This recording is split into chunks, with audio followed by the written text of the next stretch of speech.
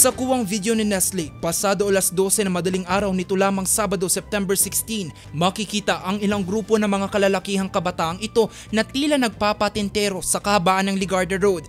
Pero maya-maya pa ang kabataang ito sa di kalayuan natumba matapos tamaan ng suntok. Nung time po na yun kasi medyo mahaba po yung pila papunta po ng drive-thru. So naisipan ko pong, actually may una pa pong video yon na nag-video lang po ako ng parang happening lang po doon kasi sound trip nga po. Tapos pagbaba ko po ng video, sakto, akala ko may mga group lang ng mga kabataan na naglalakad lang or naglalaro lang. Tapos maya-maya nagsusuntukan na po sila, patawid-tawid na sila doon sa from McDo, tumatawid ng BDO, nagsusuntukan po sila doon. Aabot sa 10 kalalakihan ang mga nagsuntukan.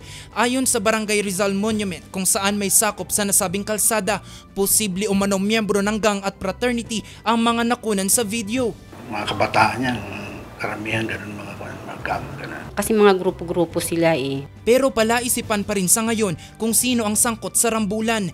Ito rin kasi ang unang beses na nagkaroon muli ng rambulan sa lugar. Malaking tulong sana ang CCTV pero maging ang mga ito binaklas matapos na ilipat ang barangay hall sa Melvin Jones Grandstand. Wala rin makapagturo sa pagkakakilanlan ng mga ito. Yung area na yon hindi ko na area kasi nandito po kami sa kabila.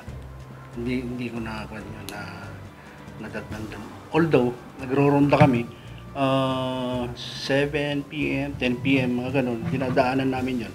Pero yung oras na ganun, hindi namin narondaan. Yun nga yung nangyari na yan is talagang clueless po kami, walang nag-report dito. Hindi nga rin namin alam kung hindi kayo nagpunta dito, hindi namin talaga alam. Dagdag pa rito ang kakulangan ng tanod sa kanilang barangay. Sa ngayon kasi, dadalawa lamang ang rumoronda sa kanilang barangay tuwing gabi sa mga strategic na lugar, partikular na sa mga bar.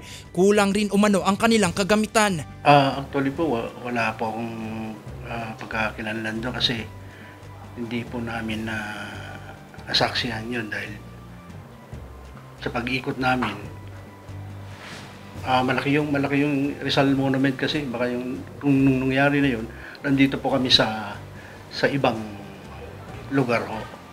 May mensahe naman ang barangay sa mga ito. Sa ating mga magulang, ayan, subaybayan po natin ang ating mga anak. Ayan, monitor po natin sila, lalo na pag gabi na. Ginagawan po naman natin ng paraan yan. Hindi rin na-report sa mga pulis ang pangyayari. Sa ngayon, mas paiigtingin pa ng barangay ang seguridad sa lugar, katuwang ang Baguio City Police Office. Jose Robert Inventor para sa Luzon Headlines.